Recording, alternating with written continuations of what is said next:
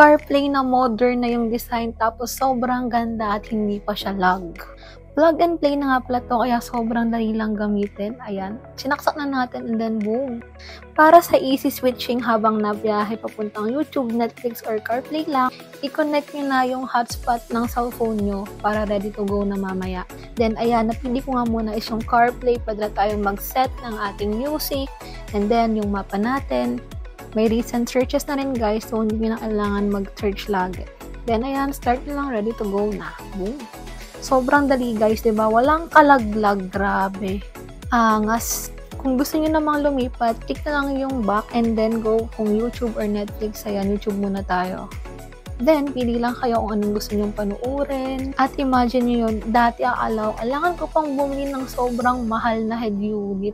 Pero ngayon may nabibili talaga na plug and play. At sobrang wala talagang lag. Ito yung pinaka-best AI box na nabili ko na talagang masasabi kong worth it yung presyo. Yan. Then, pwede rin tayo mag-switch sa Netflix. Click nyo lang.